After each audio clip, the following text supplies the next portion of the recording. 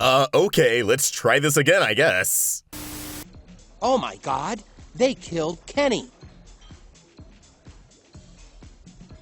I'm just here for the funeral. South Park ushered in a new era of the series with the first Paramount Plus special, South Park Post-COVID, moving the series 40 years into the future, aging up all the characters we know and love as a result. And although some of these characters have seen better days, a lot of their adult selves are great reflections of their key traits and ambitions as children. So let's run through the South Park time skip character by character, deep diving into a few of them, and check up on this quiet Colorado town during this brand new chapter. Of course, spoilers for post-COVID ahead. And since YouTube age-restricted and demonetized the original upload, I now have a chance to make a few corrections, fix my mistakes, no time travel required. Am I right, folks?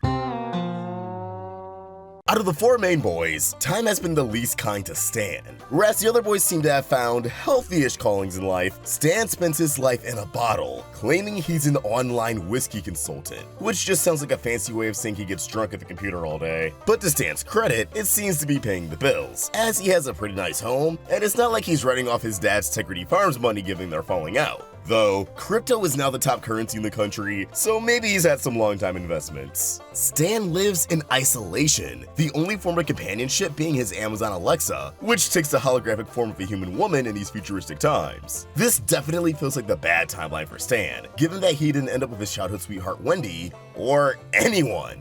On top of being out of shape and balding, he doesn't take care of himself. It really seems like Stan failed to make meaningful connections in his life after ending his friendship with the boys in the vaccination special, refusing to come across as vulnerable ever again. He's grown to resent South Park as a whole, initially refusing to even set foot in the town before learning Kenny passed away. His pride and refusal to admit when he's wrong grew into a bigger problem in his adult life, and only now is he given another shot at making amends. In a lot of ways, this adult Stan mirrors the kind of person Randy was becoming when Stan's friend group caved in on itself.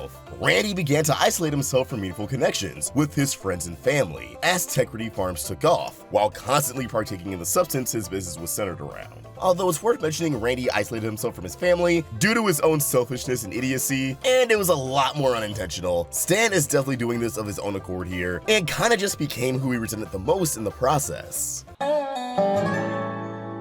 Kyle's future contrasts Stan's in a lot of ways, while still landing the two in similar positions. Cosmetically, adult Kyle is the exact opposite of Stan. He's in shape, a snappy dresser, and has a much better situation with his hair. Kyle's career is in human services. As he informs Stan, he has an online counseling startup. This makes a lot of sense for Kyle as a character, given that he's always been the closest to a moral compass in the show. End of Act 3 speeches and all. He's an extremely passionate character who typically tries to provide logical solutions, so going to a field where he gets to connect with people and try to work them through their problems is something that makes sense in any future.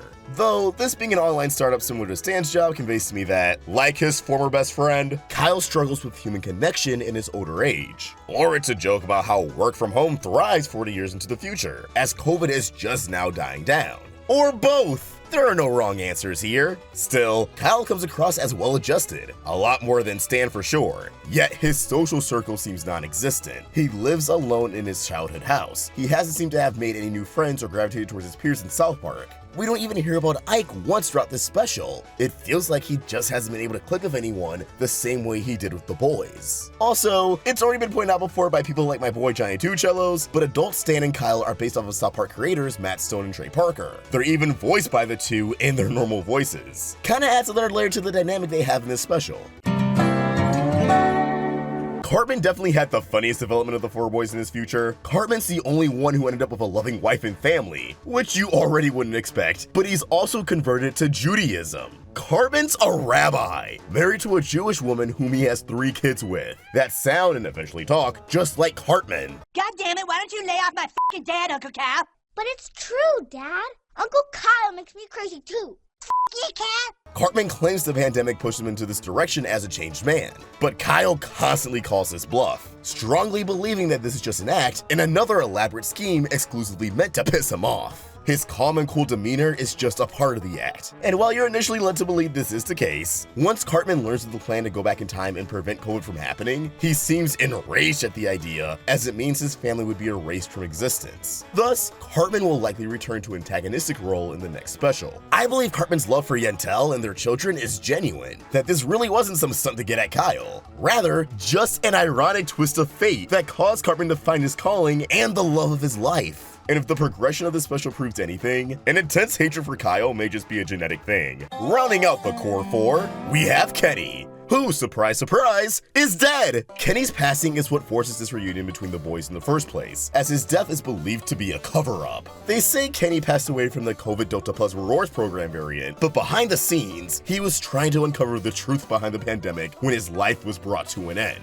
Although Cartman came out on top of a family, Kenny was monetarily the most successful, becoming a world-renowned scientist and millionaire philanthropist. Besides, Kenny was always a horny little toad. Do you think this man ever intended to settle down? Kenny's always been a man of many talents, so a larger-than-life future for him doesn't come as a surprise. But it is so satisfying to see his success, given that he lived in poverty during his childhood. He won a Nobel Prize in Physics for crying out loud. Talk about winning at life! But despite attracting all this fame and fortune, Kenny still felt incomplete, and it's all because he never reconciled with his quote-unquote dickhead friends. Kenny blames his friends for the state of the world, which is obviously a bit of an exaggeration, but it pushed him to pursue time travel all the same. If Kenny is able to prevent coronavirus from existing in the first place, the boys will never split up and their friendship will remain intact. Of course, Randy and Mickey Mouse's tomfoolery resulted in the coronavirus, so I'm kinda bummed we didn't get to see Kenny's reaction. Kenny was treated like a child being caught in their parents' divorce when the gang split up, so it makes sense he formed a codependency on the friendships that he was unable to grow out of. Physically, Kenny didn't seem to take care of himself as an adult, often wearing a bucket hat and sunglasses, with long unkempt hair and a beard. He also seems to have put on more weight, so I don't think he continued to be Mysterion, living it up Bruce Wayne or Tony Stark style. Now that we're done with the main boys, the rest of these are going to be a bit faster, as we move on to Token, who, at least appearance-wise, seems to play into the movie parody aspect of the special. We all know South Park loves its parodies, and with the franchise solely existing as specials for the last year or so, they haven't been able to poke fun at a majority of blockbusters that have released since. The post-COVID special seems to be a loose parody of two films in particular, It Chapter 2 and Tenet. It Chapter 2 due to the flash forward, where the cast is aged up from kids to adults, having to reunite in their childhood town. One of them really hates being back there, one never left, one of them dies, you get the idea. Plus, South Park already did a parody of It Chapter 1 a few years back. Tenet loosely influences the time travel elements present in the special, alongside Token's adult design closely resembling the film's lead, John David Washington. Come on, out of context, I would have believed they drew him in as a cameo. I feel like Token even speaks in a similar cadence in this special. Token's career is one in law enforcement, which raises a few questions for me, but he kind of plays the role of detective throughout the special as one of the main characters trying to get to the bottom of Kenny's research, solving clues in the process. We didn't get much information on Token's adult life, but that could always be fleshed out in the next special. Wendy Testaburger is kind of a non-character in this special. Like, she's there, but they don't do much to convey her adult life or personality, aside from a moment where she tries to trick Clyde into taking the vaccine. Though, judging by her attire, I'd say she at least looks successful. She was definitely a politically aware character, especially in the earlier seasons, so her career could easily be in that ballpark. One thing we do know about adult Wendy is that she's married to someone who isn't Stan. This weird Thai, goofy-looking motherfucker named Darwin, who really just exists to be Wendy's husband and nothing else. We know Wendy holds Stan in high regards, as Darwin mentions he's heard a lot about him, but really this guy's just another reason for Stan to be an alcoholic. As you know, Stan is kicking himself in the foot over Wendy ending up with this guy. Ugh. Adult Craig and Tweak did not give us too much to work with, but we know the two are still together, going strong, and Tweak has better control over his twitching. You love to see it!